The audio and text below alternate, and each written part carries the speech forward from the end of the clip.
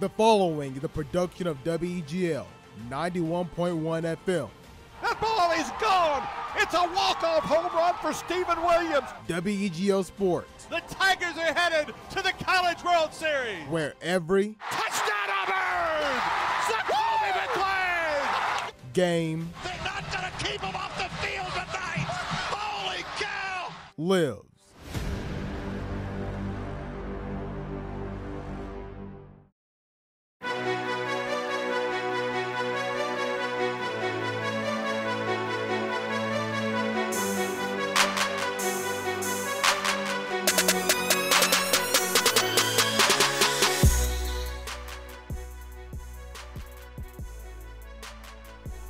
And welcome inside the Extra Point here on WEGL 911 and WEGLFM.com. Hello everybody, Jared Dillon, and joining me from the WAB is Alex Houston, Davis Carroll, and Jacob Hillman. It's been a while. It's been a long time since we've all gotten together to do this.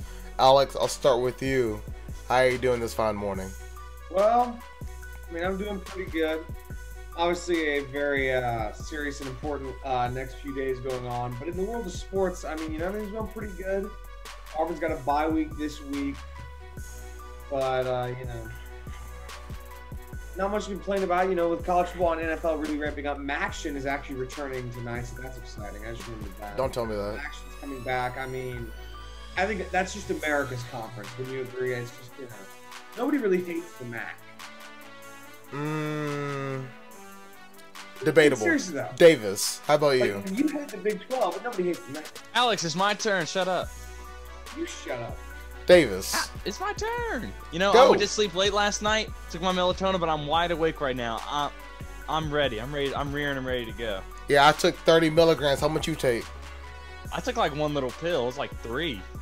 Yeah, I took 30. Oh my god. I'm a truck.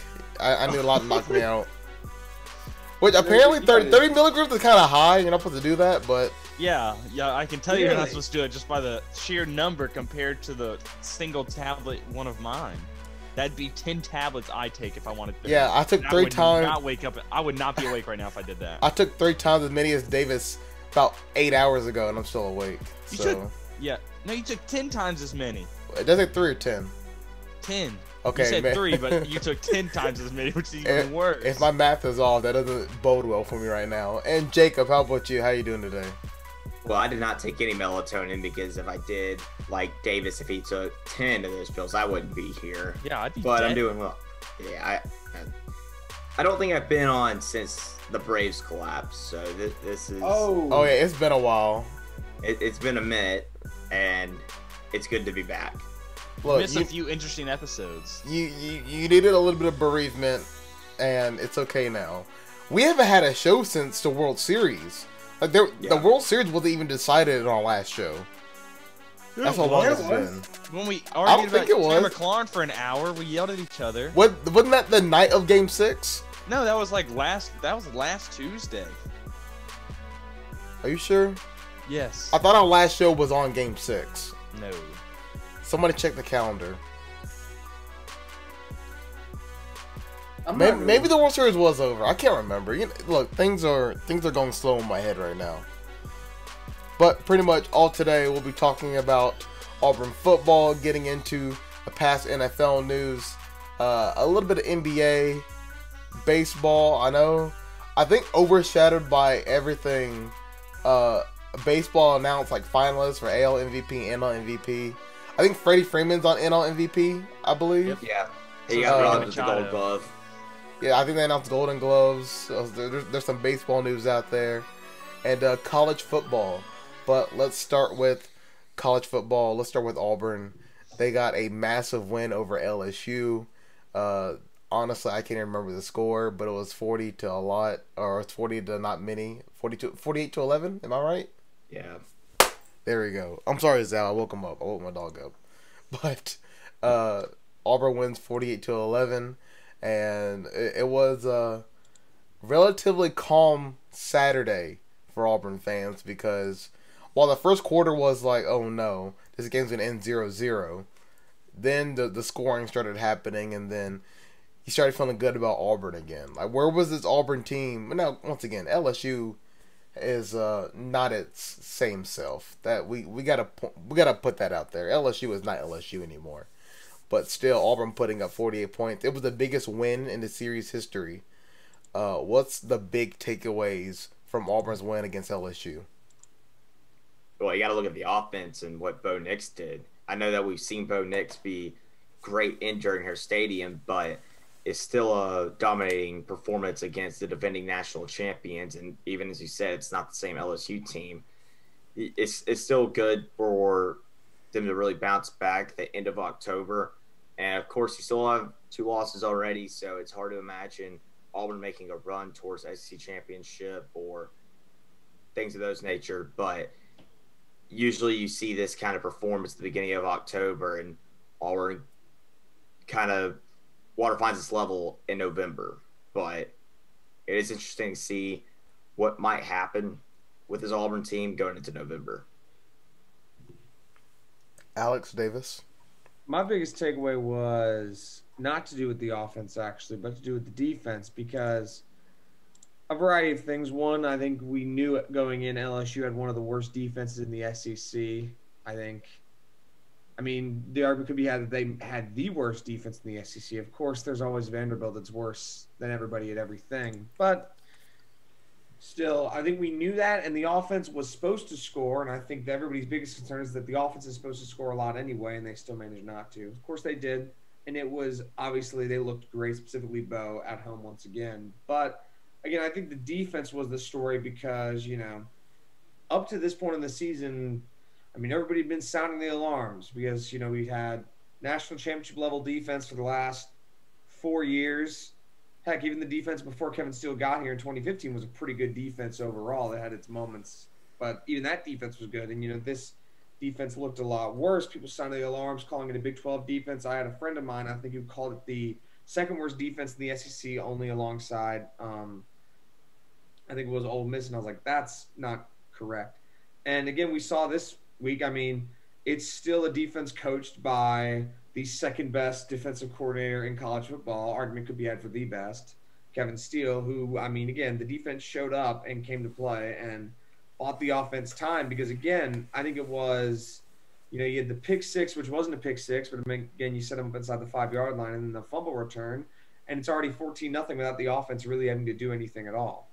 And that's why Kevin Steele is one of the best coordinators in the country, because he's figuring out ways to make this defense work with what he has, which what he has is obviously a defensive front that's not nearly as good as years prior, but he's got a secondary that has a lot of unique talent, and he's making things work with it. And I think the LSU game was the prime example of that, and definitely a step in the right direction for them. They're getting 2 other opportunities to really right the ship with the Mississippi State team, which – well, I mean, let's be real, the offense looks worse every week. And then Tennessee with Jarrett Garantano, who takes 1 step forward, 47 steps back just Poor about Tennessee. every week. So I still want to play them. Full disclosure, that game still, Tennessee still gives me the willies. I don't know what it is. I mean, that's the thing is you don't want to either, but the opportunity is there for this team to, head into its final 2 games of the year at 6-2 with some momentum. Now, what will that momentum equal? Nobody really knows, but the opportunity is there. I'm telling you, if Alabama slips up and loses the game, SEC champions back on the menu, boys. They won't. You're exactly right. But Alabama's not going to lose. Yeah, it's hard to see that happening. Hey, 2020 is weird, okay? Just let me believe it in my small little bubble. I mean, Jared, look at the remaining schedule. Yeah, I know. I know. And I know that the Alabama LSU game is this week, but Alabama's probably going to put up about 50 to 60 on LSU. They're going to drop a whole 70 on them. I mean, seriously. I mean, it's going to. You want to put money on that, Alex? I'll put money against that. Honestly, what's with us in betting recently? I'm just saying, he's saying 70. I'll bet against that. I'll take. I mean, here's the thing: Alabama has only scored less than 40 one time this season. It was the first game of the year against Missouri. Yeah. Still, they're not scoring 70. All right, Davis. Davis, do you think that Ole Miss's defense or LSU's defense is worse? And we put up 48 on LSU. So what is I'm just Alabama saying, gonna I do? don't think they're scoring 70 because they'll give up by then. I mean, I'm not going to predict that, but I Fair. think they could. I don't think giving up is the thing Alabama would do after last year's game. That's the I thing. don't know, man. I just don't see 70. Saban hates LSU, and there have been years where they like. Some years, it's always the best game. In other years, Bama plays their best game of the year against LSU. There's been years where their defense plays their best game of the year against LSU. If they get into the near the fourth, middle of the third, beginning of the fourth, they're going to put their backups in, and they're not going to have 70 by the third or fourth. Hey, those backups are kind of good though. I ain't gonna lie. I know, but I don't think they're going to score 20 points. Davis, all I'm saying is crazier things have happened. I'm not saying it's impossible. I just don't see it happening. So if we were making bets, I would not. All right, then we'll drop it to 60 points. Are you gonna take that? I could go near 60. Yeah, I'd go to that more than 70. They just scored 41 on the best defense in the SEC. Okay, I don't care. They're not. I don't think they're scoring 70. Yeah, but they're scoring 60, I think. Okay. Look, I mean, either way, Alabama's playing LSU, and it's gonna be it ain't gonna be pretty. by the way, I have a question for everybody. I've been thinking about it.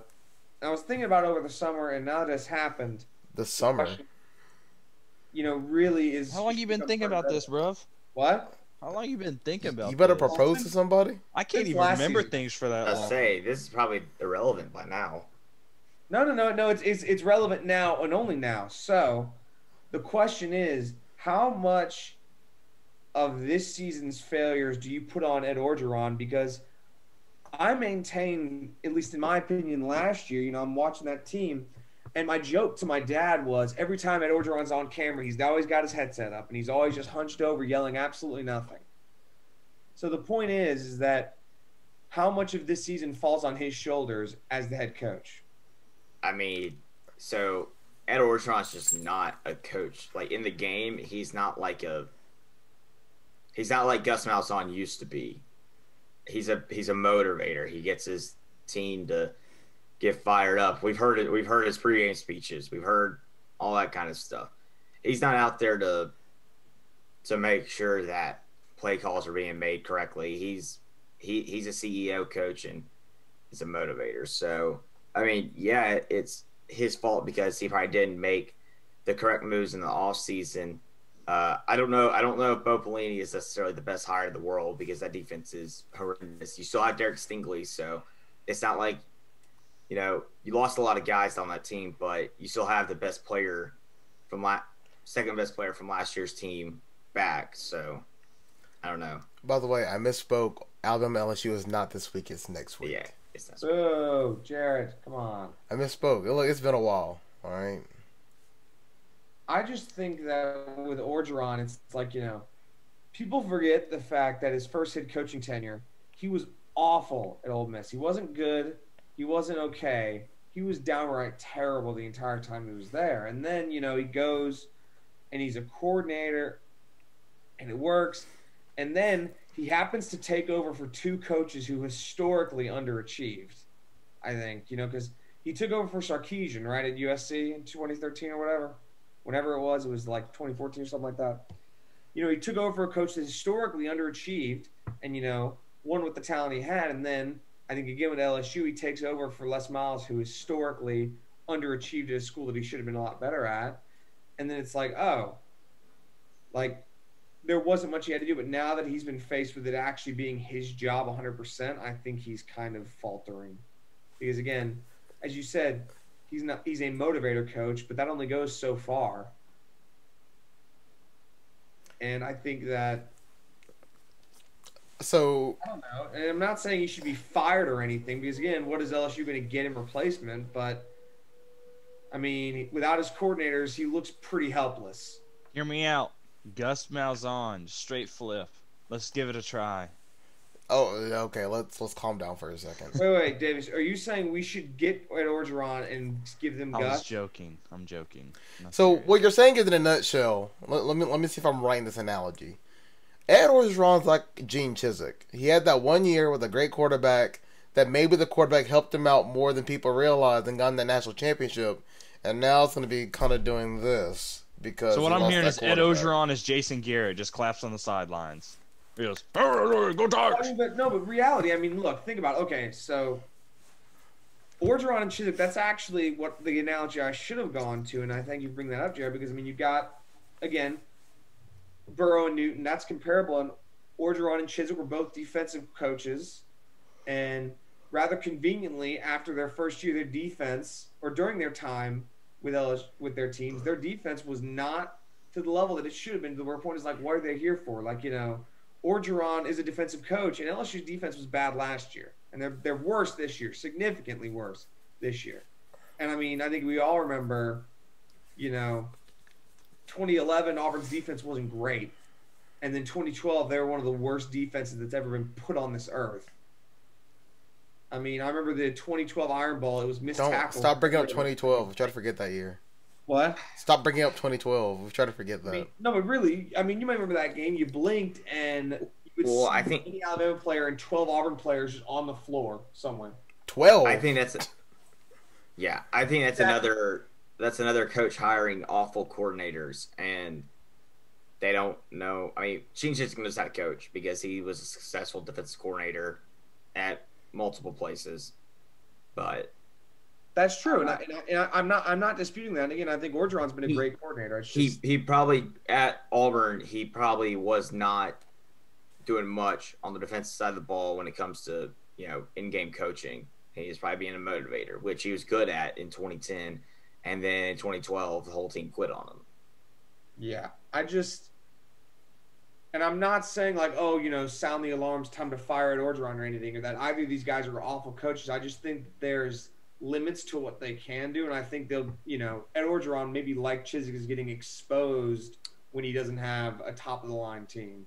Fortunately for him, it's 2020, and everyone is going to get kind of a free year. Like, I won't say everyone. Someone's going to end up getting fired at the end of the year. Well, somebody going to get the Glock. Don't worry. Yeah. Next year, if Orgeron does something similar to Chiswick, you know, 4-8, 3-9, he's gone.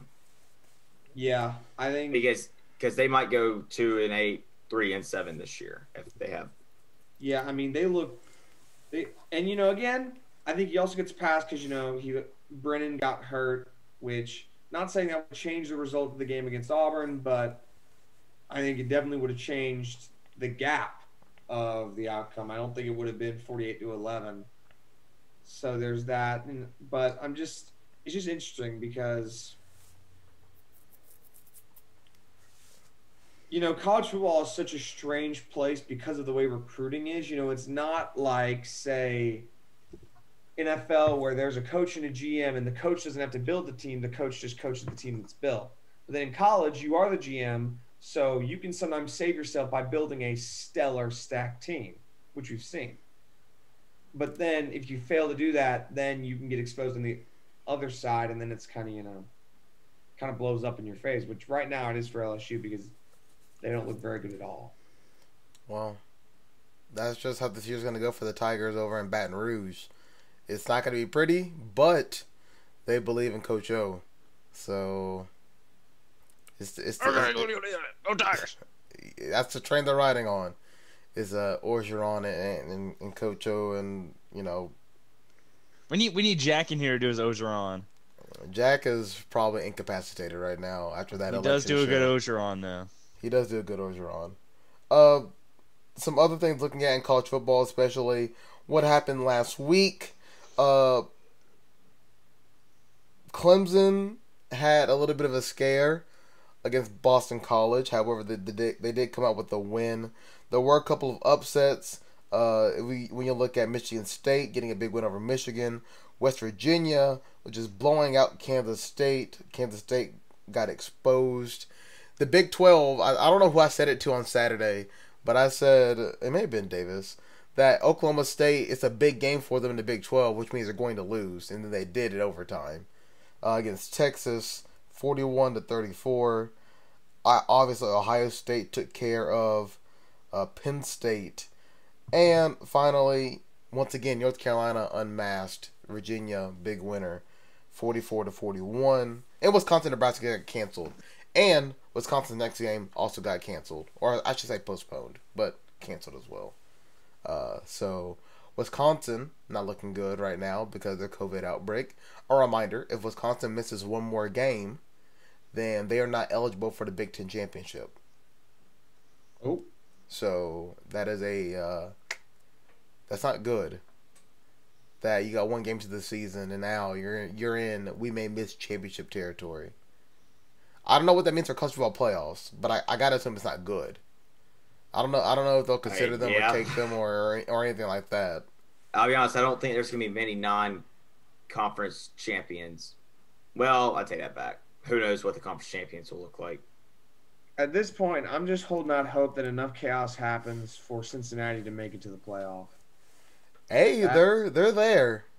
That's all I'm holding out hope for. Them and BYU, they're sitting there. BYU got a tough game this Friday though, which is probably the best game of the week if I'm gonna be quite honest. Is BYU Boise State. That game's gonna be good. BYU is playing Boise State in Boise. Boise. I mean, crazy things are gonna happen. Boise. We've got like the highest home win percentage in college football history or something like that. I think. Correct me if I'm wrong, but doesn't Boise State now have the most wins in college football? No. It's they have the highest win percentage. That's why they're the winning. Okay, so it's the win percentage. Okay. Yeah, because Boise State does not have 900 plus wins. I was about to say, I saw them tweet. I saw them tweet something about being the most winningest program, and I was like, I'm not gonna click on it because I don't care that much. What they do say, and it's kind of funny, but I mean, they deserve credit for it. They beat a lot of the team. I mean, they beat most teams they play. They're in their conference and they dominate most years. So they deserve credit for it. I'll always have Boise State love, but that's gonna be a good game. BYU and Boise State. I'm excited for that one, and it's on a Friday, which means I won't be able to watch it, but it should be exciting. I'll be able to catch the replays. Yeah. And this week, if my weeks aren't still messed up in my head, Clemson plays Notre Dame. Is that correct? Yep. Okay, so maybe that's the big game of the week, to be quite honest, because top five matchup. Yeah, that's the one. That's the one that can topple the ACC. Now, once again, correct me if I'm wrong. The ACC is no longer in conferences in this season, right? They're just straight 15. Yes, they're no longer in divisions. They're just straight 15. The top two teams will make the ACC championship game. So I think we're very likely going to get Notre Dame and Clemson again. So this is going to be like a Auburn, Georgia situation. No, don't tell me that. I mean it is. No, just stop bringing up bad memories. First you bring up 2012 and now 2017. This isn't the same thing, Davis. I mean, Alex, but... Well, what do you mean? I didn't even say anything. My bad. I mean, you're the situation you're referring to is a team playing another team in the regular season and meeting again. Yeah, it's similar in that case. Hey, don't cut out. Who did Miami lose to? Did they lose to Notre Dame? Clemson. They got demolished by Clemson. Oh yeah, that's right. And so Miami's still sitting there. Miami plays. Miami doesn't play really anybody the rest of the year. They play Notre Dame. That's right. They play NC State, Virginia Tech, Georgia Tech, Wake Forest, and North Carolina. Which you don't slip up because North Carolina could probably still beat you. But they already went through the tough part of their schedule. So Miami, if they could just hang on, and hopefully Clemson or Notre Dame slips up a little bit. And let's be honest, Notre Dame has played some close games when they shouldn't have. I'm looking at you, 12-7 against Louisville. Yeah, that's not a good one on their resume. I'll agree. Clemson is still favored by 5.5 points, and that is with confirming Trevor Lawrence is still out. That's because it's Notre Dame. I mean, probably. I will say, what is it? Did y'all see what Brian Kelly was asked about the state of the program since they lost to Clemson in the college football playoff, and he was like, "Well, we're 29-3 since that game. We won 22 straight at home. So why don't you tell me about the state of our program?" And I was like, "Uh-oh." Yeah, coaches are getting a little bit snappy now at reporters. Granted, reporters are asking stupid questions, but in fairness, he's always been snappy. I'll never forget when his first game of the year, or first game ever at Notre Dame, he's freaking out on the sideline, yelling a bunch of stuff. cursing out all of his players, and then the next game, Notre Dame officials send a priest down on the sideline to keep an eye on him. They was need pretty- something. Some other ranked versus ranked matchups. Florida Georgia is this weekend. However, it just I don't know. That game feels weird. Jared, you saying BYU and Boise State's the biggest game of the weekend might be the coldest take of the decade. Hey, that's a big game for me because everybody's winning the group of five. It's going to be the most exciting game because we know that it's just for some reason, Florida and Georgia will probably be a blowout, and Notre Dame Clemson will be a blowout, and that game will probably go to 4 overtime. Unless you're really, really interested in Michigan, Indiana. Yeah. Go Hoosiers. I mean, yeah, go Hoosiers. But Michigan Go is Hoosiers. Michigan's favored by follow 3.5. I'll follow that on the box score. I mean, you could fall in box score, but there's nothing else going on at 11 o'clock, it seems. So that might be the only game to watch. Hey, there's something going on at 11 Good o'clock. thing sleep. Something is going on at 11 o'clock. You know what it is? What is that, Jared? The Pac-12 is back. Oh, God. USC, Arizona Basketball State. before brunch. Jared, Yeah. Arizona State? Arizona State. Is that Clay Helton again? Still, I don't want to do West Side. I'm getting scared. I'll do it. Please But don't. yeah. So Pac-12 is back. So be ready. I believe all Power 5 conferences are now back this weekend. So And most of the Group of 5 conferences too. who is not back? The WAC Think about it. conference. the WAC's been dead for like 5 years. Look, I mean, The he's Weagle right Athletic then. Conference? It never even existed, Alex. Look, Oh, well, they actually. is everybody They- back? I think UConn's ESPN's not only bad. listed the conferences that are playing. I feel like we're missing somebody, back but I don't know who it is. Mountain West, but I think they return this week too. Okay, Wait, no, the Mountain West is back because Boise State's the Mountain West. I think Boise State was kind of playing on their own for a little bit though. Well, no, but there's a bunch of teams in the Mountain West They- that already played. Yeah, they returned 2 weeks ago. All their teams Okay. played 2 games. Well, all right. It looks like we're officially back. Early November and everybody's back. That's good to see. It is. Very exciting. So who's gonna make it to the national championship? Well, I'm still Everybody's got a not sure shot they're not now. going to cancel it. No, I'm still they're not convinced. well. Well, Thing- when half the teams aren't even playing. I mean, They don't Hey. have enough games to even be playoff contention, if you ask me. hey, How look are at they it. gonna- Look at it this way. We got the notice that every team, no matter of record, is eligible for a bowl game. So, hey, you don't know what's gonna happen these days. I We're do gonna see worry about Arizona that because State national championship. bowl games Jared? or bowl games and who gets to the bowl game are determined by the bowls, like the committees of each bowl game, correct? Like it's not Yes. an NCAA arbitrated thing. So like, you know, what is Theoretically- stopping anybody from bringing in a 2-4 Nebraska over like deserving 6-win South Alabama team for that matter? Because Nebraska's So- gonna bring in more money. Duh. Yeah. Well, yeah, but that's the problem. Look, this is how the system's been for years. I don't know what to tell you. Yeah. Well, I'm I'm gonna not- say if I'm a bowl committee in this year, I would not give a crap what anyone thinks. I'd be going for the money. I'm definitely taking a 3-0 Wisconsin that's had COVID problems over a 6-7 win South Alabama team. I'm That's sorry. true. My point. I'm was- taking a lot of teams over that South Alabama team that only you and South Dave will not care be in my about. mouth. I'm sorry. Oh, I can't say that. We're not allowed to say the other one anymore. It's been I'm- banned by South. They're trying to hide the truth. Oh my Oh, goodness! all But my right. point was the reason that 6-win thing's normally in place is because those schools that get the 6 wins need the money as much as anybody else does.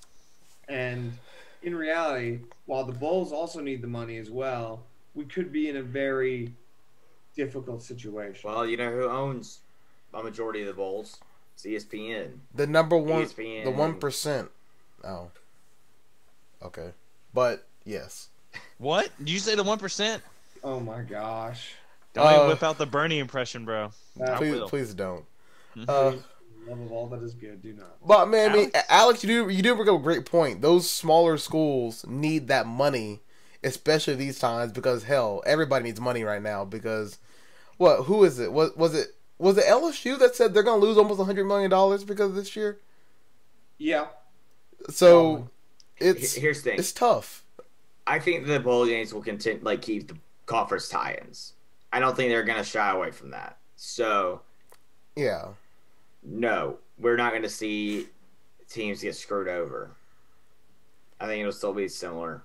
Well, Now, there are bowl games that sometimes, like, you know, when the SEC has like 10 bowl games or something, and whenever there's only 9 teams eligible, you see a group of 5 team get pushed in. I don't think that'll happen. I think SEC teams will fill in every single bowl game, but I don't know. It's gonna be interesting how that all plays out. Excuse me. Hey, I think Christmas Day has like 3 bowl games, and they're. Wait, yeah, no. There's a bowl game in Alabama on Christmas Day. There is that. Amelia I know Bowl that. in Montgomery. There's like 3 bowl games in Alabama on like 3 days. Something like that. Alabama's gonna be popping off around Christmas. So be ready for that. I'm not going to any bowl games, okay? I can't do that. And I think Auburn's last projection was, this was before LSU, was the Academy Sports and Outdoor Bowl over in Texas.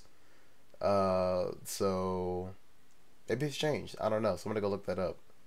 But yeah. Did you guys see, like, last week, a story came out that UCLA is currently, or its athletic department is operating on a $20 million deficit because Chip Kelly's football program spent $6 million on food. Yeah. Hey, I think like 4 boys million gotta went to eat. Chip, actually. So That's what happens whenever you ask Chip Kelly to run the program. Meanwhile, like, LSU won a national championship spending $300,000 a year on meals, and UCLA went like 2-10, spending $6 million on food. If there's Chip one was hungry, man. Chip was hungry. If there's one thing this pandemic has shown, it's how poorly ran about 90% of athletic departments are. Which maybe, hopefully, with this pandemic, they're going to clean all that up. Because there's no reason why UCLA is spending $6 million. Look, I get it. You're LA school. Okay, I get that. I don't know what the heck you're spending $6 million on for food. Alright, unless you're buying all the players caviar each day. But other than that, sure? Are we sure they're not? Are we not? Are we positive they aren't doing that? I don't know. But I do know one of the things that I take pride in at Auburn is that Auburn's one of the most well-ran athletic programs. Auburn is one of the few athletic programs that actually makes money. And that's one thing that I've always been happy about. Like, when this pandemic started and people were asking how our athletic department is going to make money, I was thankful that, well, at least Auburn's going to be, they're going to get hit and they're probably going to lose money. But it's not going to be as bad as these other programs like USC and UCLA, the ones that have been struggling before the pandemic. And lucky for Auburn, too, Alan Green, I think he cut the budget for every sport last year by a good bit. Yeah. So they didn't spend as much money last year. And so programs over at UCLA, I haven't looked deep into what UCLA is doing, but I have to assume their sports are getting cut. That they got to save money somewhere, so they're going to straight up just not play certain seasons. Like Iowa cut out swimming and diving for a certain portion, and I believe tennis. Stanford cut out a lot of sports. Yeah, like they're hurting bad right over there. Now they are. I think they did it with a plan to return them at some point, kind of a la UAB, but it's not a great situation. Yeah, because once you start cutting programs, we're talking about athletes who are, thankfully, they still have that year eligibility. It's not like they lost it, but that's a year of their life on pause, and that's tough for them. If your program has to shut down, don't be surprised if players start transferring, and then what's gonna happen to your program after that. Your all state swimmer is gone. I don't know if it's a thing, but sure. Like, I would pay to see the 30 for 30 on Chip. Like, how did he get to this point? How did he get to UCLA? Well, it all started with a big win over Texas A&M. And that's what it was like, give me money. That's exactly how that happened. Remember when UCLA beat Texas A&M? Was Chip Kelly? That was Chip Kelly's game, wasn't it? Jared? Wasn't Chip Kelly there already? That was like 2015. That Texas A&M win? Kellen Mond was there. Kellen Mond's been here for 4 years. Look guys. at what year that game I was. think That was it Kevin might have Sumlin's been last year. 2016. Oh, 2016. My mistake, everybody. My mistake. Oh, no. It was 2015. Hey! How long has It was Chip Kelly 2015. been at UCLA? Who was at UCLA at that time? Jim It was Mora. 2015. Ew, not Jim Mora. Ew. Well, Josh Rosen threw for 491 yards and And 4 the fake touchdowns. spike. Hell yeah. Now, See- I don't think Kellen Mond was. Kellen Mond was there. He was 3 for 17 passing for 27 yards. so you're telling me, but the Kellen Mond played in that game. He's still in college, and all that time, Josh Rosen's been to the NFL, been drafted, has been traded 3 times, and is busted out. Wait, how would Yeah. that make Kellen Mond mean he has 5 years of playing? That can't be right, though. It is. I mean, if he didn't play that much that year, and was the redshirt rule in place at that time, where if he didn't play 3 or whatever games, he No, can get redshirted? that got implemented like last year, Okay, that was a last year thing. What year? Jacob- What year are you talking about right now, Jacob? Are you sure? 2015. Because Kellen Yes, Mond I- started in 2017, his freshman year. I know it was Kellen Mond played in the 2015 Texas A&M UCLA. Oh, this is 20. Oh, it is 2017. Woo! Here we go, Davis. Look, Yeah, September 3rd, 2017. Y'all Oh, got no. all these dates in your head. I do too sometimes. it's been a long week. I don't think you can really blame us for getting I'm not blaming the you, I'm just numbers saying. wrong. I got a hit just then. Especially all the notifications we're getting about a certain election. But, yeah. Despite Jared getting confused, I think the question still stands: what the heck happened to Chip Kelly? I mean, he is, Man gotta eat. That's He's- facts. no. He ain't buying no fruit discs, Alex. Jared, that's All right. not the point that I'm asking. He That's traded for Sam Bradford because he wanted more food. Is that He was simple? one lucky Michael Dyer run away from possibly winning the national championship, and now he's putting UCLA in the toilet. Okay, let's I be mean, honest. no, UCLA was they've already been there. Yeah, Yeah. They were already there. Let's be fair. What? UCLA was already in the toilet. No, UCLA is by no measure a great football team, but I mean, They had Jim Mora before Chip Kelly. They were already there. They were But go decent. ahead and They're put him in a awful. coffin. Okay, They so were- but we they gotta were thank alright. Chip Kelly for the Eagles Super Bowl because him sucking so bad kind of led to their draft of Carson Wentz. I mean, I'll take that. That's fair. Should Chip Kelly get a Super Bowl ring? No. Certainly He'll hope probably not. He trade. traded for DeMarco Murray, No, he'll Sam Bradford. Who else did he trade for? he'll probably trade that ring in for a little bit more extra money to go to that food budget. He's a hungry guy. Hey, He is teams a- gotta eat. Teams gotta eat. Are we sure it's not a major? Never mind. So pretty much looking at this week's slate is gonna be your Florida, Georgia, your Notre Dame, Clemson, BYU, Boise State, and your Indiana, Michigan. Which, haha, Michigan, they suck again. So, hey, there we are. There's no really other game that's kind of on the menu right now. None that I see. I mean, unless you're NC really, State unless you're could get really upset. NC State, who they're playing again. Miami Friday night. That is true. Miami's currently a 10.5-point favorite on the road, but ACC can be weird sometimes. Unless you're really high on Rutgers. Wow. They're, Liberty's traveling to Virginia Tech. that is, Liberty's ranked. I should point out, so is Auburn. Auburn's 24, Liberty 25. So Malik Willis is literally breathing down our neck again. Oh, So- It's gonna be a fun week.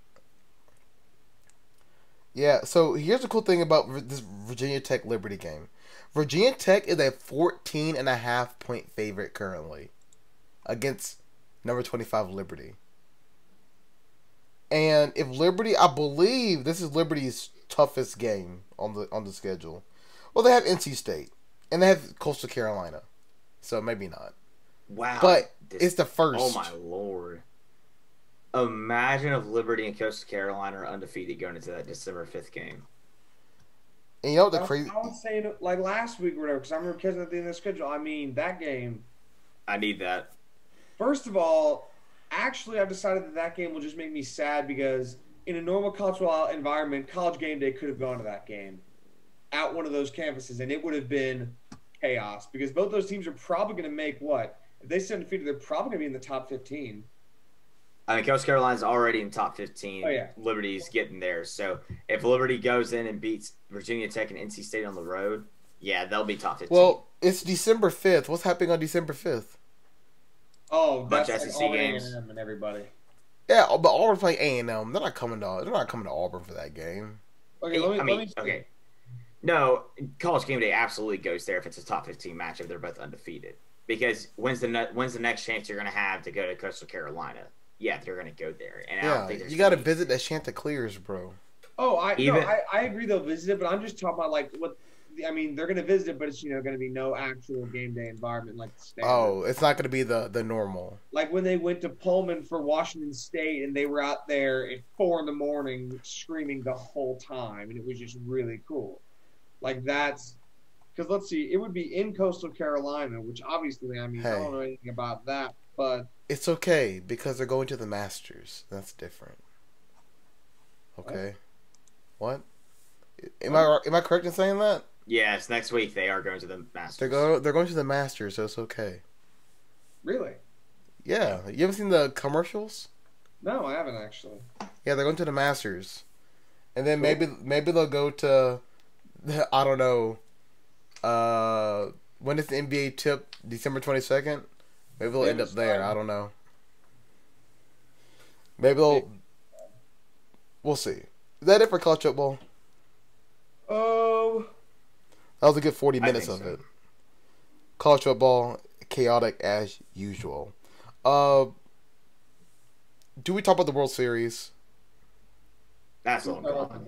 We can at least talk about the gold. That is long gone. We can at least talk about the Gold Glove and the. No, it pisses me off too. Yeah, well, Gold Glove. Freddie Freeman was robbed. Freddie Freeman got robbed. I don't even have the list of Gold Glove winners. Let me pull it up right quick. I know Evan White won Rizzo for the Mariners. Max Fried won.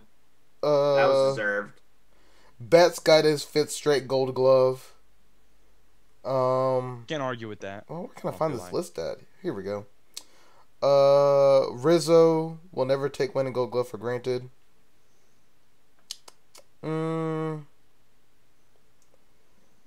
It's looking at MVPs. Hey, Freddie Freeman is at least NL, MVP. He finals. better be. I've seen a lot of momentum from Mookie Betts, and he is not deserving.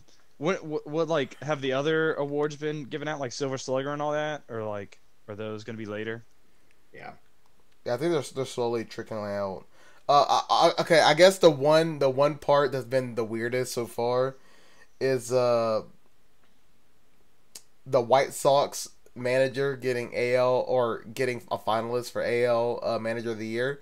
By the way, they fired him, and then they congratulated him on they congratulated him on Twitter, and everybody was like, oh, "That's like when Dwayne Casey won Coach of the Year after he got fired."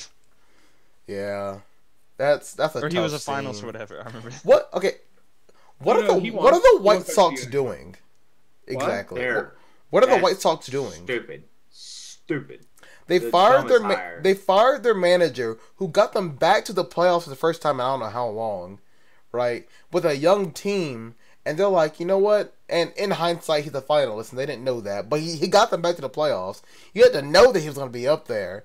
They fire him and hire Tony La Russa, which I get it. I like Tony La Russa. He brought 2 World Series to the Cardinals, but Tony La Russa's 78. There is no way that I can believe that he's going to be in touch with that young White Sox team. There's no way. He won't be.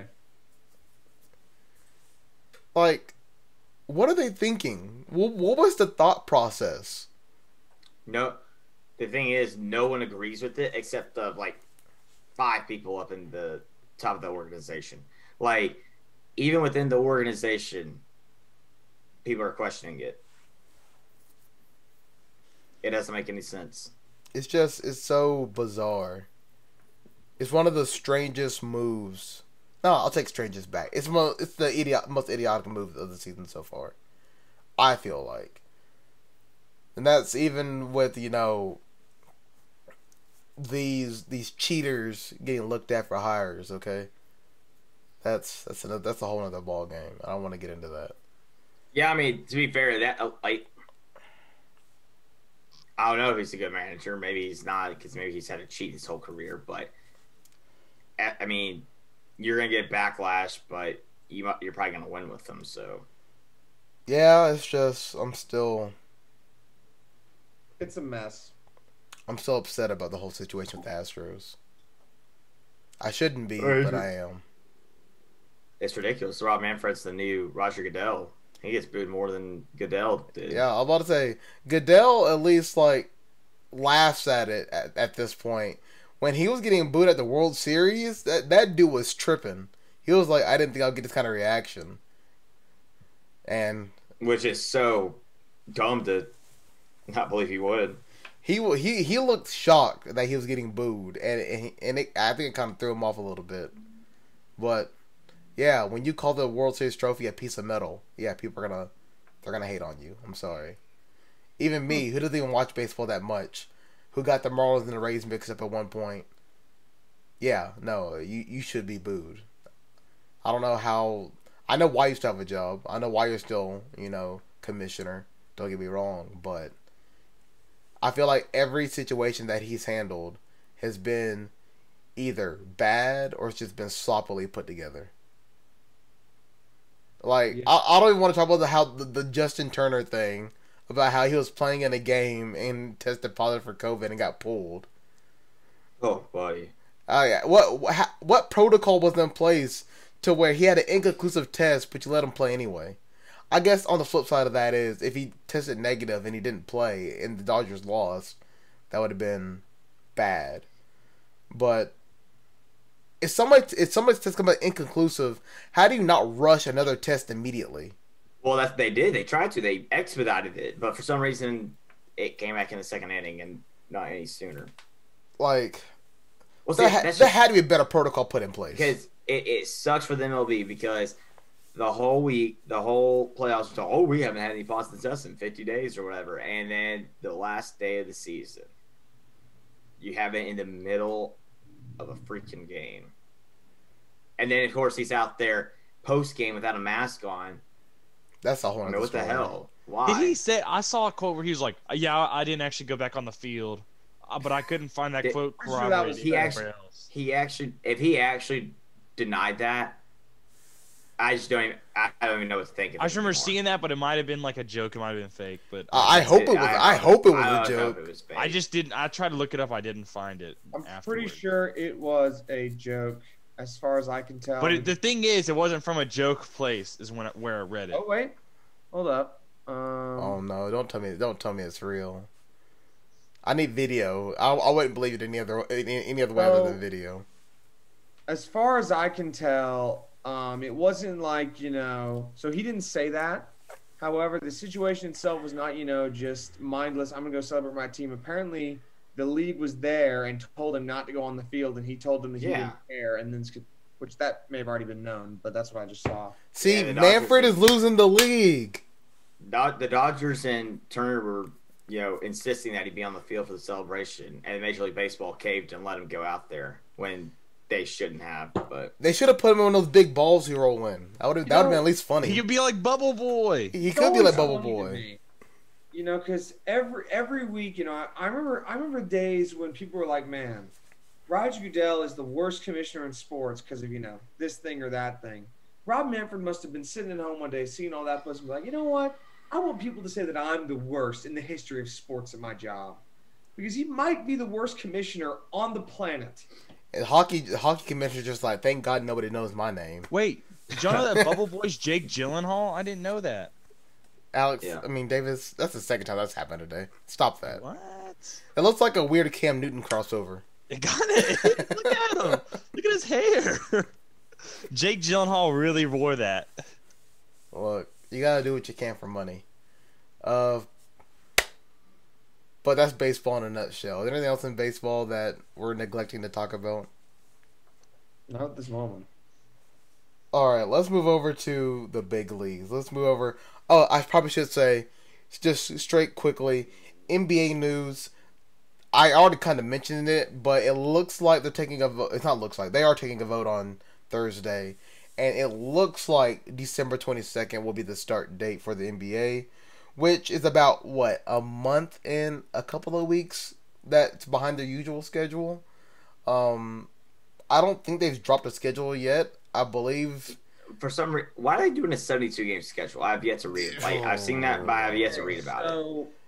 So the way it's been looking, and correct me if I'm wrong, they're looking to do a 72-game schedule, but travel is really limited. So what I'm saying by that is they're going to go play. I guess the example is, say Toronto's going to go play, which, by the way, we don't know where Toronto's playing this year because obviously they can't play in Canada.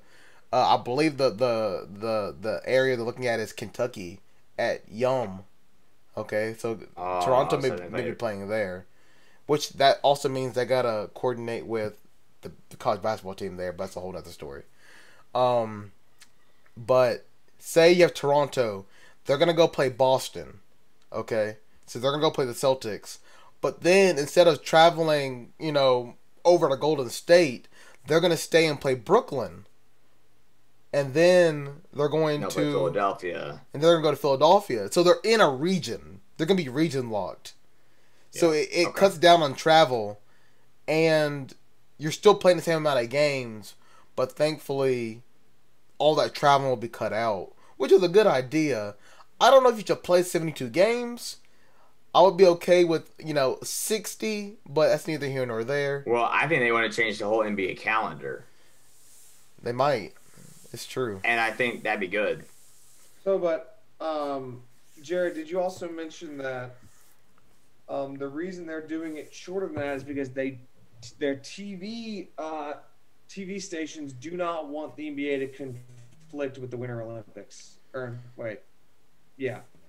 So that's why they're shrinking it down, because if they pushed it back to July 22nd, they're going to extend it so that they can avoid having to conflict with the Olympics, because they know that the Olympics is a viewership monster and destroys pretty much everything else it goes up against.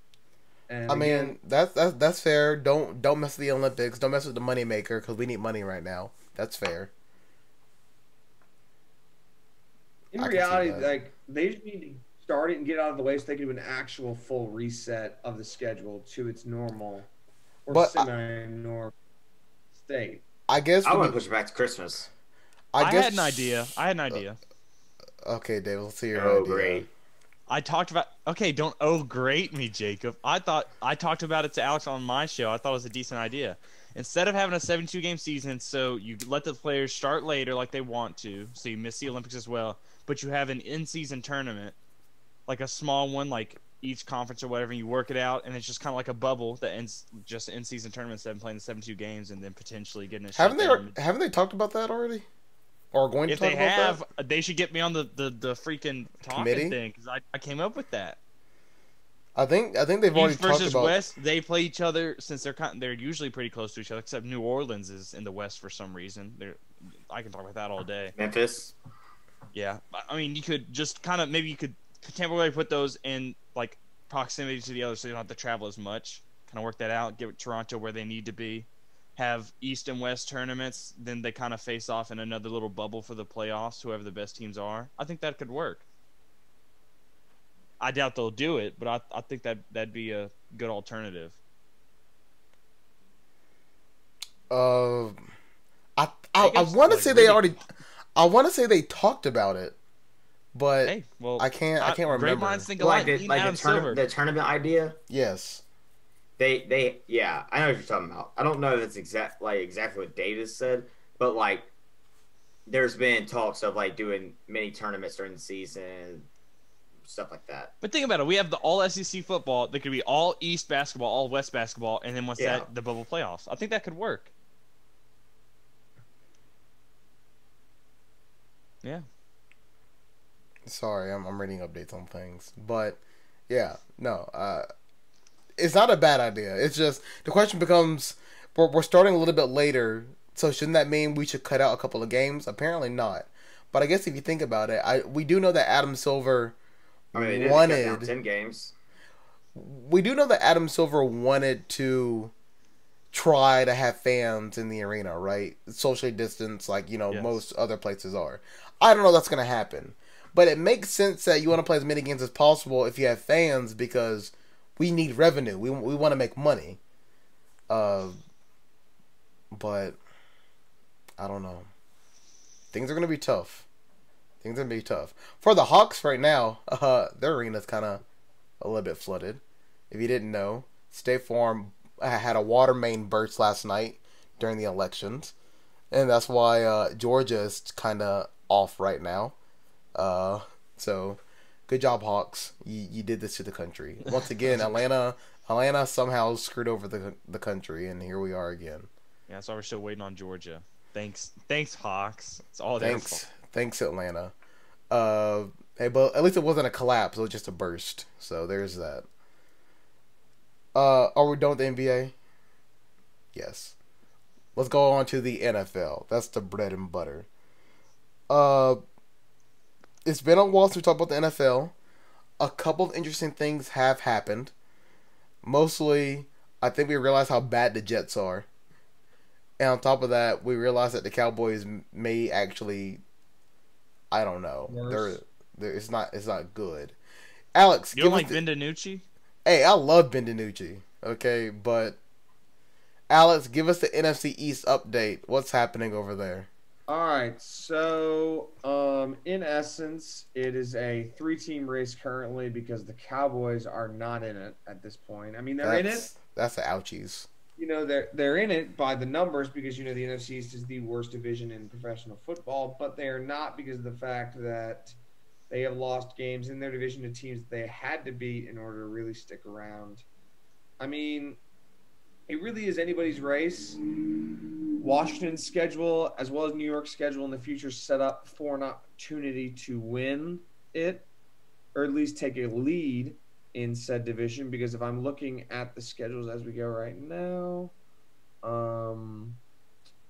let's see. Washington sits at 2-5. They have the Giants, Lions, Bengals, and Cowboys over the next 4 weeks. All winnable games by their standard. Not guaranteeing they'll win any of them because they could easily lose all of them as well, but winnable games there. And then you go and look at the rest of the division, and the Eagles, who are in the lead right now at 3-4-1, have the Giants, Browns, but then they have the Seahawks, Packers, Saints, and Cardinals before finishing up the season with Cowboys and Washington. So their trek is a bit tougher. And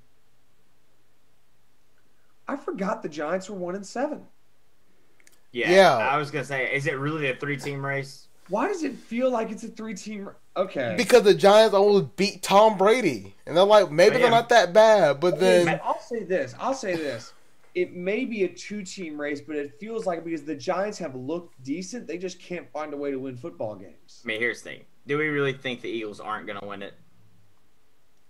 I mean, my only point is that Washington beat the Eagles earlier this year, which if they beat them again, that could be a crucial match. But that's the final game of the year, so it could easily come down to the end just because of how bad. I will say Washington's schedule for the next few weeks solid, but then they play at the Steelers, at the 49ers, against the Seahawks. Yeah, no, that's the thing is that is the case. But again, the Eagles also have they've got Seahawks, Packers, Saints, Cardinals. They both have winnable games, and then sandwiched in there a bunch of very tough games. So it could easily come down to the final week between those two teams. But, I mean, it's funny. I saw somebody say, do you want to go 6-10 and get a number 10th pick, or go 6-10 and win the division? And I was like, I don't know. I don't. I mean, winning the division would be fun, but also they need draft picks. So. You're going to get slaughtered in the playoffs. I mean... Hey, but you made it. Because here's the thing. You'll be playing the best wildcard team, which will be the second best team in the NFC West. So that's the gauntlet of either does the anybody Rams. remember the 7-9 Seahawks that played the defending Super Bowl champion New Orleans Saints? Doesn't count. Doesn't count. Okay, but they had beast mode. That's different. Was that the Beastquake? Yeah. Yeah, it was actually. Yeah, they had beast mode. Who do you have? You have Kyle. He's got the MVP. He's MVP. That is the mayor of Allentown. Forget Josh Allen. Oh, pain. Kyle Allen. You can't compare. They also have, don't look now, Logan Thomas. That's I true. mean, he's actually been kind of good, but that's. I know he Yeah. started on my fantasy team. I'm not even hating. He's actually been pretty solid so far, surprisingly. So that means you're gonna end up playing either the Rams, the Seahawks if they falter some more, or the Cardinals, In yeah. actuality, I don't think anybody's gonna. or the be, Niners. I have no idea what the Niners are doing, specifically but myself, I know they're hurt. I'm not gonna be, so upset and angry that if they don't win the division. I just want to see them make a step in the right direction, which that's easy to make because last year they were awful, and this year they are better than that. So, you got to count your blessings, I suppose. I mean, if you're in the NFC East, you gotta count your blessings because there ain't many of them. You gotta take your ones where you can get them. I should also say before we get into NFL, they're going to discuss a 16-team playoff. So we know they expanded the 7 per conference this year, making 14, and they're going to talk about 16 teams, which So a more expanded playoffs. if they did 16 teams, then right now that would add the Bears out of the NFC, Stop Bears. and then Wait, would that really add the Bears? what? Would that really add the Bears? If Yep, the if Bears they, are 5-3, and they're in the 8th spot right now. Wow, Because of the NFC way- may be more stacked than I realized. The NFC is a very stacked, particularly because the NFC West is the best division in football right now. Fair. And then you go the other way, or it's tied with the AFC North for the best division. I mean, and then you go in the other direction, and it would be a tiebreaker between the Dolphins and the Raiders, which they play later on this year. So Hey, don't look now, but those Colts are looking pretty good. They're gonna play the Ravens this week and probably get Well, blasted, but don't look now, but the Dolphins started Tua for absolutely no reason. well, who sent me the Skip Bayless if they trade for Tua now because they get something out of it? Who sent me that? It Was it might have Carter? been Bay or Carter. Yeah, it was Bay or Carter. Something about Skip Bayless saying if the Dolphins either trade Tua or give up on him now because they get something out of it or something like that. That was some stupid stuff. All right. The man does not take a day off. I mean, in his defense, he did look pretty terrible against the Rams. Not good, not Well, bad. In his defense, he probably They- shouldn't be they- starting right now. He didn't hit the ball 5 yards downfield. He also started against a great defense. I mean, we saw how the game started. It started off with the Aaron Donald strip sack. So I think that was true. just not That the is game true. to start him. That was not the game to start him.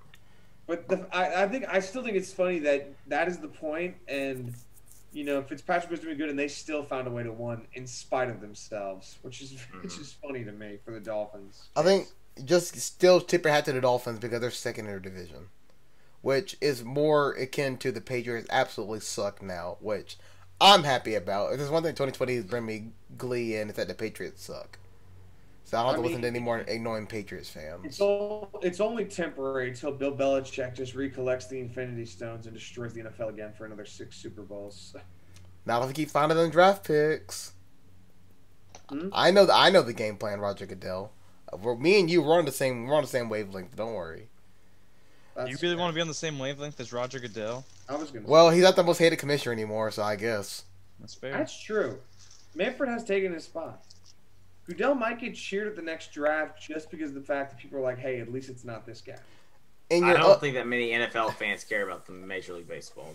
That's true. That's true. the crossover may not be there. But here's your update on the 72 Miami Dolphins watch. The Steelers are the only undefeated team left in the NFL at 7-0. And when they beat, let me get this right. So when the Steelers played the Titans, and at this time the Titans were still undefeated. When the Steelers played the Titans, I saw a stat that I thought was amazing. And when two teams that were undefeated played that late into the season, so it was like October 25th the game was played, the winner of that game, I believe like 80% of the time, reaches the AFC Championship game. So that's good for the Steelers that, they're kind of getting there. Now, it hasn't been pretty the way the Steelers have played. They barely beat the Broncos. They won by a touchdown against the Texans.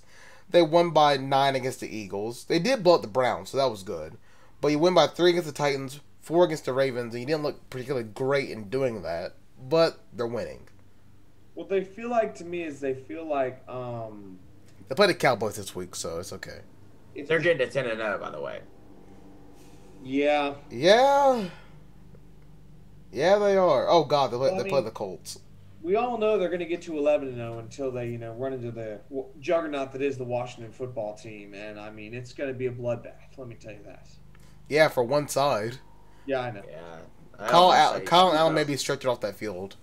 Washington might lose by 60. I'm not even lying. What's with you and 60 points? What? What's with you and 60 points? That's what I'm saying. Sorry. Is 60 They're your gonna drop Auburn? 100 points. First team ever to drop 100 points. That's what you're gonna say next. First team ever to drop 100 points. What kind of impersonation was NFL.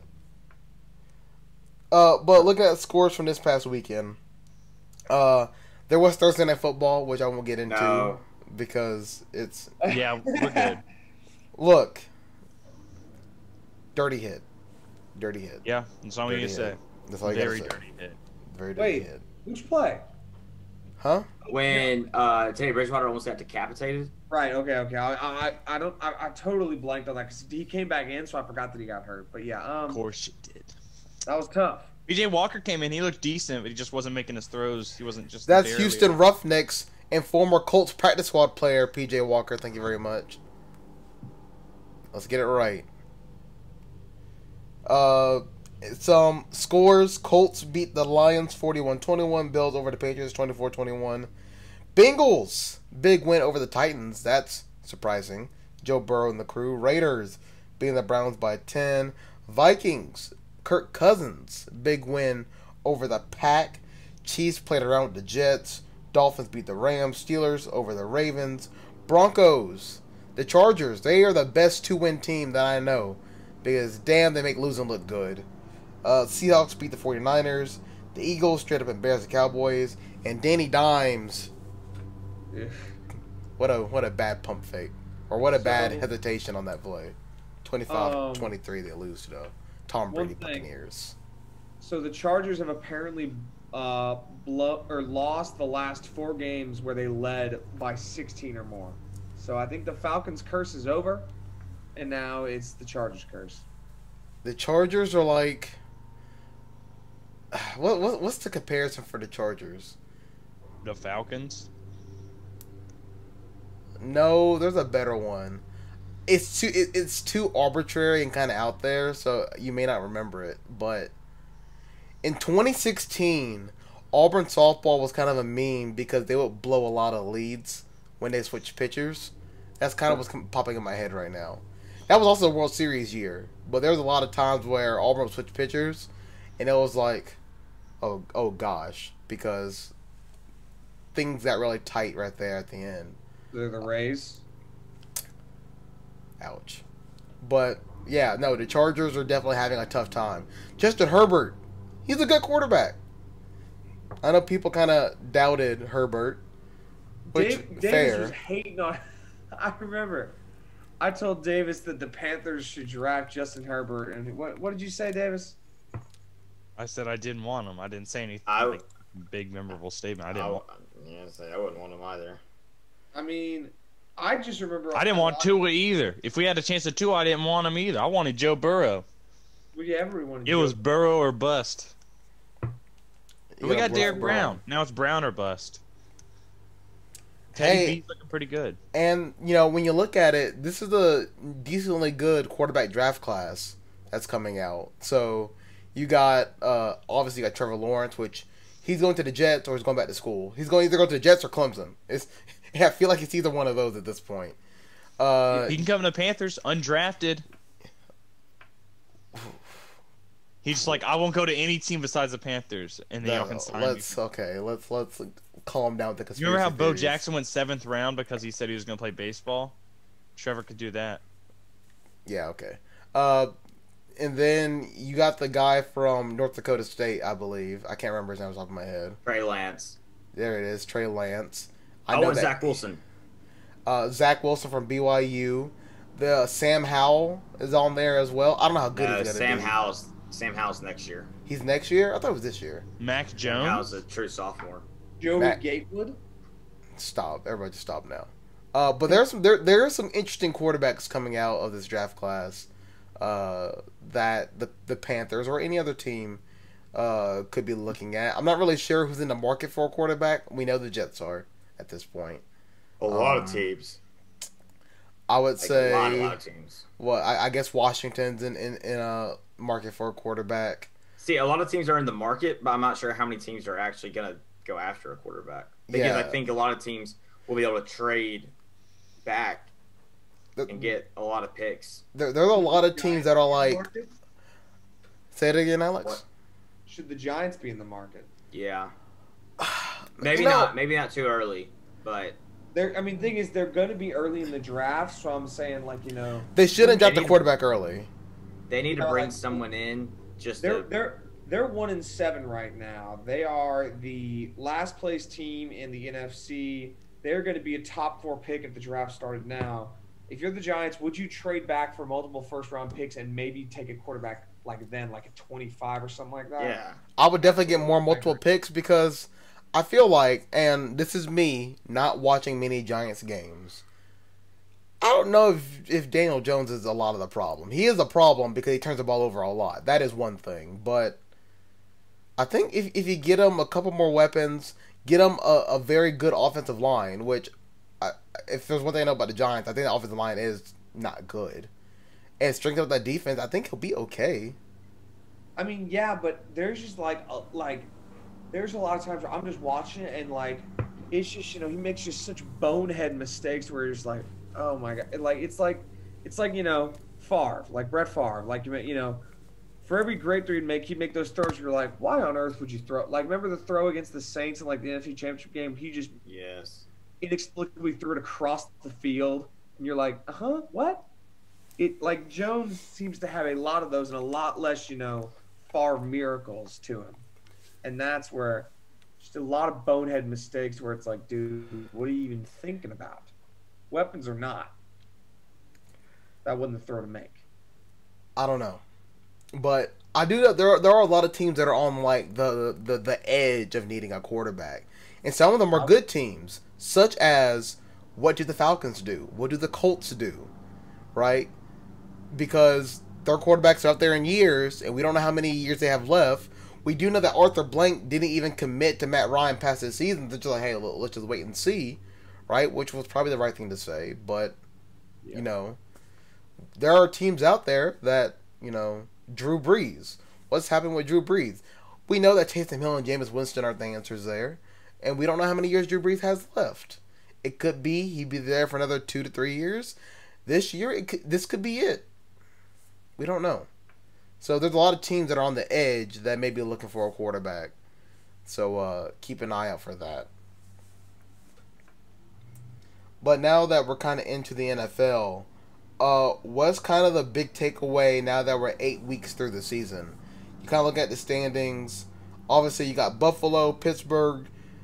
The Colts and the Titans are tied at the top of their division. KC is running away with the West. And then obviously you got the Eagles on top of that trash division. Packers, half a game in front of the Bears. The Buccaneers in front of the Saints. And the Seahawks winning their tight division. I mean, is it going the way that we thought it was going to go? Is there any surprises? What's going on in the NFL? I mean, yeah, it's going a little bit of the way we thought it would go. I don't know if, the wild card situation is exactly what we thought it would be, but a lot of the division leaders are kind of what we expected. Maybe flip the Saints and Buccaneers and you get exactly what you expected. But the NFC West is insane. And the AFC North, Ravens might not be as good as we think, and the Browns might be better than we think. So, I don't know. I kind of look at those two divisions, and I think they're going to be the keys whenever the playoffs come around. So we'll see how that all shapes out. I will say, you mentioned the Browns. Are we all familiar with the official Baker Mayfield cycle that is 100% consistent and happens every single game? Yes. And it goes like this. Plays like garbage, criticized by media, underdog mentality, beats his inferior opponent, calls out the doubters, and then plays like garbage again. I feel like that's where the Browns may be at because, again,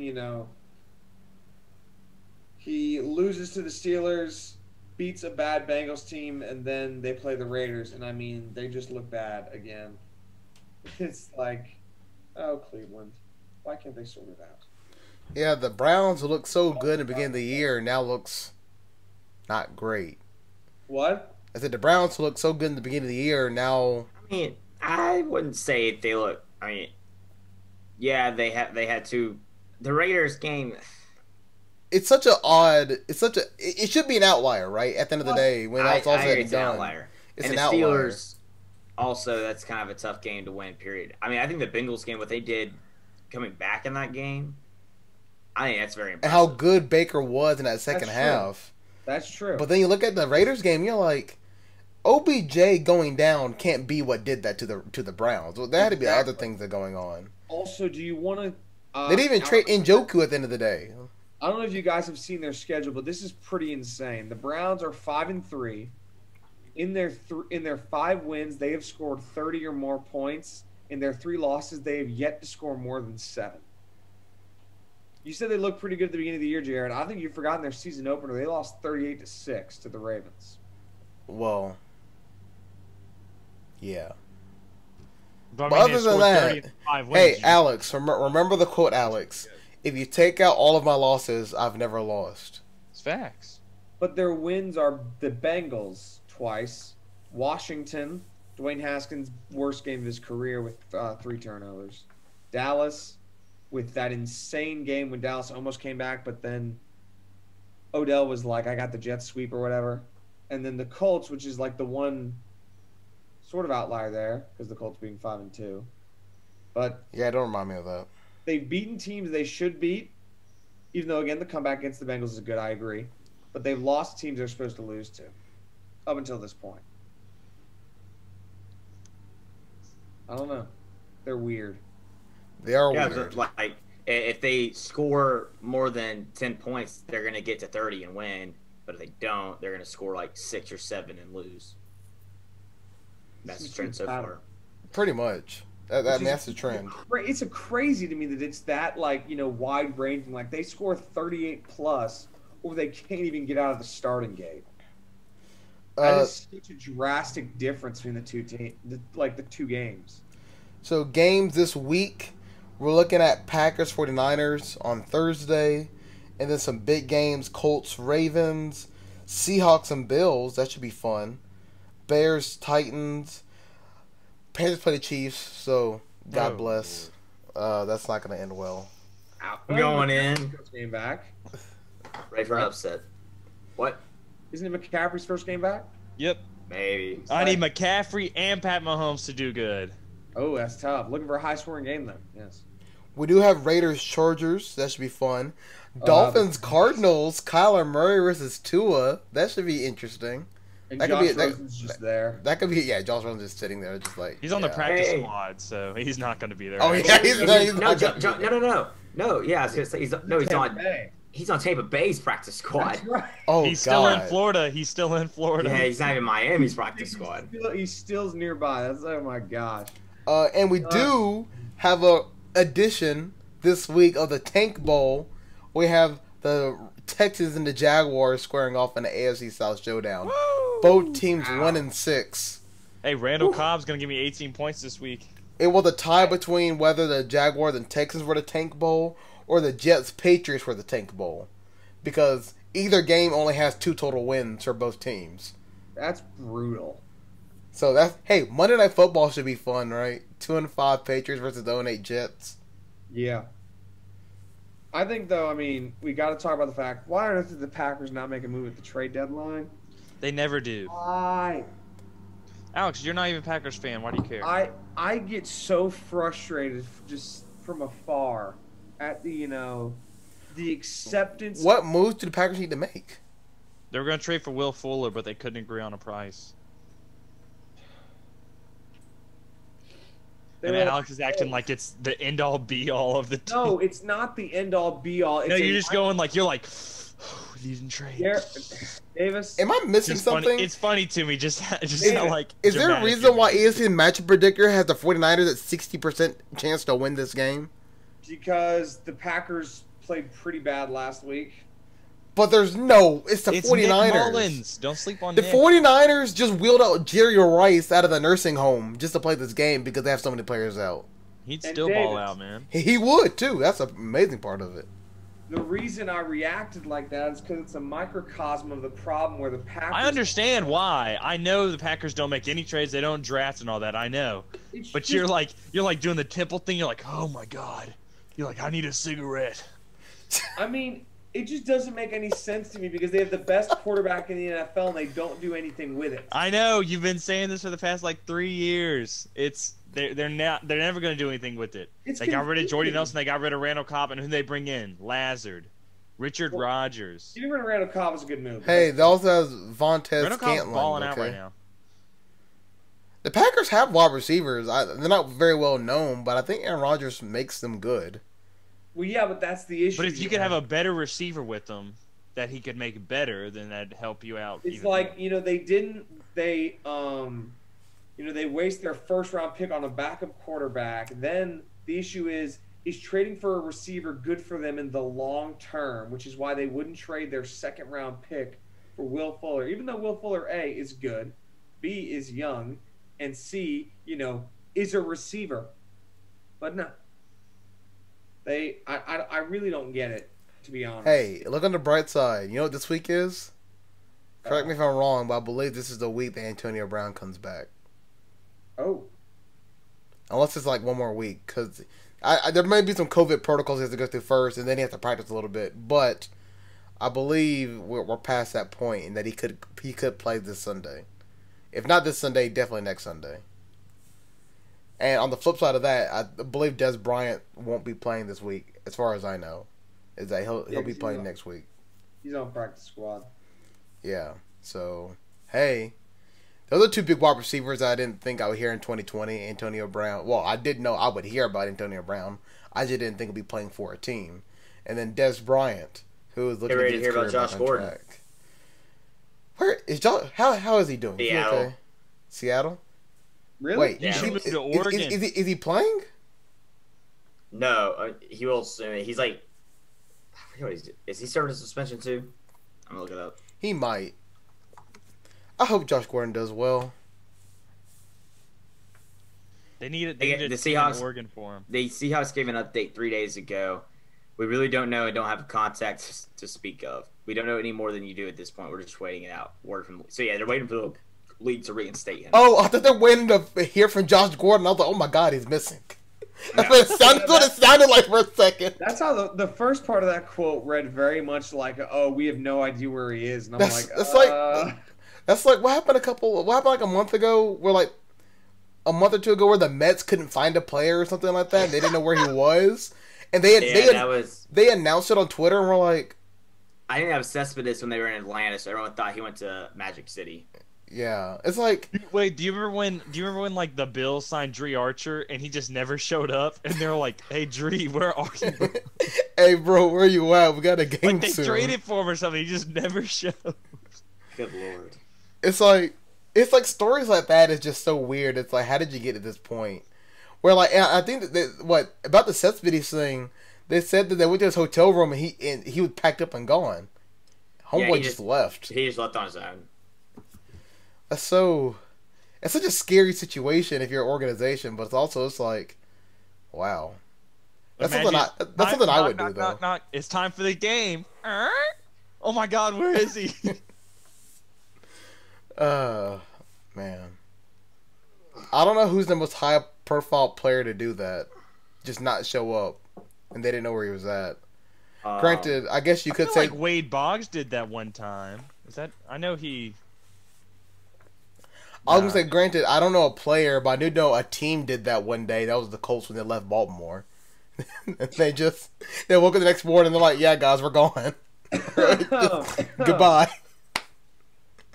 I know we talked about it on the show already about the Colts moving, but If you ever have time, just read about how they did that because it's an amazing story. Yeah. Is there 30 for 30 on that, or am I just imagining some that? documentary. It might have been a Football Life on them, but it may have been a 30 for 30. Like the fact that they had so many trucks and all the trucks took different routes, like some Mission Impossible type stuff, to get that team out of the city is amazing. Like, can you imagine? Can you imagine if we went to sleep tonight and woke up and the Panthers moved, and it just happened overnight? Wouldn't surprise me. They just moved to South Carolina for no arbitrary reason. They just Where in South Carolina would they even move? I don't know. They can go play where it's close to Carolina in South Carolina. Can they go to Raleigh? I think so. Well, Raleigh's in North Carolina, so Yeah. They're the same thing to me. I'm sorry if anybody What from if North or we the go to Carolinas are listening. We go to sleep, wake up, and there's just a big Carolina now. It's There's like Greenville, Columbia, Myrtle Beach, Charleston, Not sure any of those are candidates to host an NFL team. Lexington. wow. Coastal Carolina plays in Conway, South Carolina. heck yeah, that's where the Panthers are going. And Are the Panthers going to come to Mobile? They're going to Stop. take Ladd over? I like their stadium. Plus, But they have the blue field. Oh yeah. but could you imagine if there was like some kind of like contract in like two states like constitution where it's like, yeah, at midnight on this time in 2020, if nothing is talked about, these two states are gonna just combine together, and nobody knew about it until it happened, and they're like, oh. What? You never know. They might slip those into the amendments. We just have one big Dakota, and everybody's like, oh, well, nothing changed. Mega Coda. Dakota. Yeah, well, they deserve each other. Jared, you obviously know more about it than I do. So why did the Colts leave Baltimore exactly? Because the Ravens go there, 20 years later. It's like was it like a stadium issue like most? I don't even think it was 20 years. It was like a few. I'm pretty sure the deep happened in the 90s. Jim Irsay it was Jim Irsay, right, Jared? I thought the Colts left in the 80s. Or whoever it was, the owner of the Colts made a deal with Indianapolis. They're like, because he was having a few disputes with Baltimore, and he's like, hey, we're going to go there. So it's like modern time NFL disputes, right? The city and the team are trying to reach a deal on something, and they don't reach it. So they're like, ha, we're going to leave. And the city was like, ha, no, you're not. And they're like, okay, we won't leave. All right, I'll see you tomorrow, bro. And then they woke up, and he's like, ha, you thought, didn't you? And that's kind of how that happened. You can go to sleep. I swear I won't sneak out. So I found a bit of a reason why. So it was in 1983 they left Baltimore. Yeah, in 1970 they were still the Baltimore Colts because my Colts football with all the NFL Super Bowls on it, which isn't many, has 1970 as the Baltimore Colts. So it was 1983? Yep. When did the Ravens show up? Like that 85? was in 1998. I lied. Really? I thought it was about like 95, but That was in the 90s. 95 is when they hired Bill Belichick. Then Trent Dilfer came in.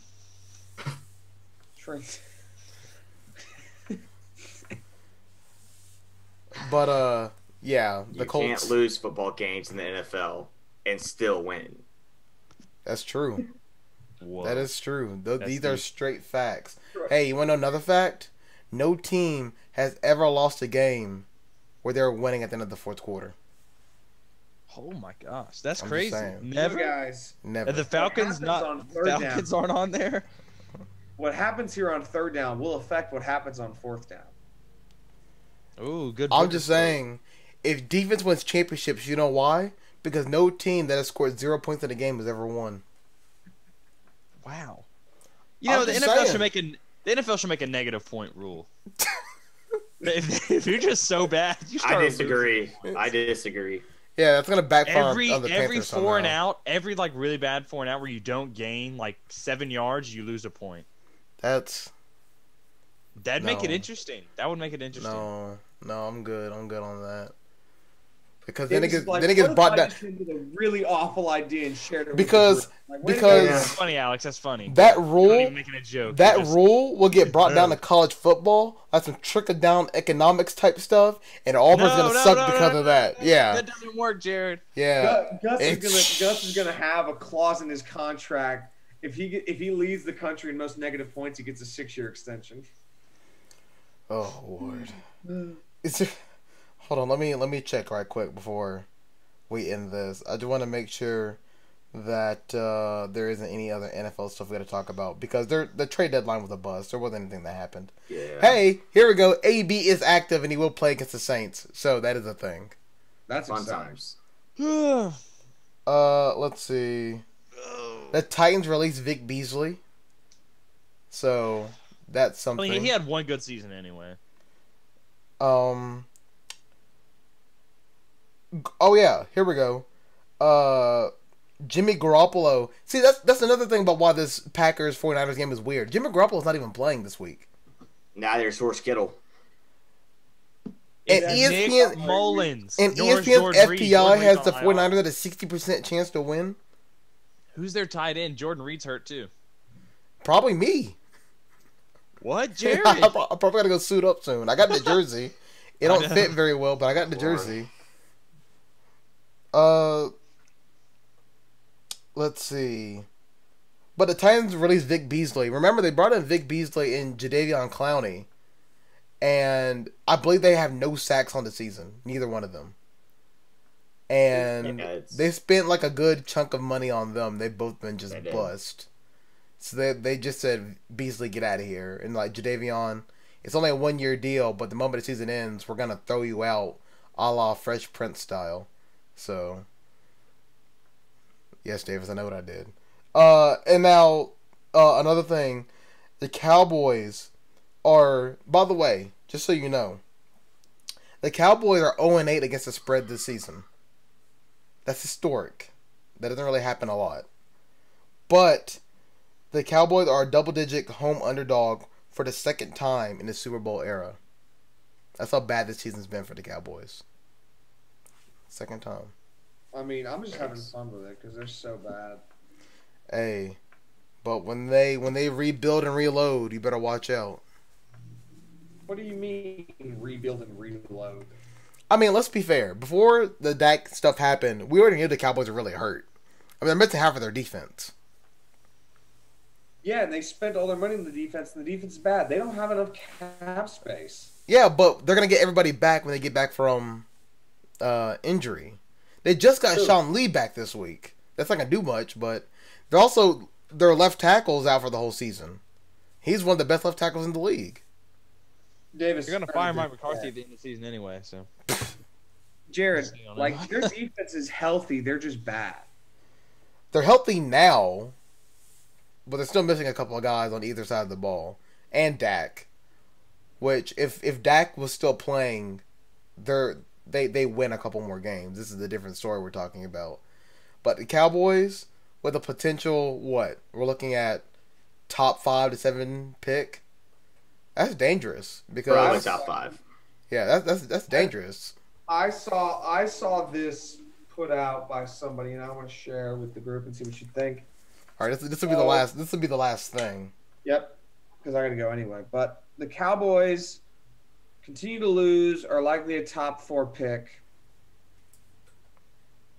Trevor Lawrence or Justin Fields is waiting for you. Do you take that No. quarterback? No. Why not? You Not have even. Dak. What? But he's off his Dak- contract. You Dak- him No, a because contract no. Because if they're available, you trade back and get value. Yeah, that's also a Possibly. big thing. No, but really. It's not. No. Look, Dak is No. Dak is in the last year of his contract, but and I hate to say this, but it's gonna be true because he got hurt. He's cheaper now. And when he got hurt, he was one of the best quarterbacks in the league when he got hurt numbers wise. Yes, true. I know that didn't translate to wins, and I know that was because a lot of times they were just throwing the ball around because they were trying to come back from large deficits. But when he was playing, he was stats wise one of the best quarterbacks in the NFL. So you're gonna get him for cheaper. You're gonna re-sign Dak for cheaper to a long-term deal, and on top of that, you got a top 5 pick, which you could probably trade back and get 2 to 3 more picks. When I say the Cowboys are gonna reload, they're gonna reload.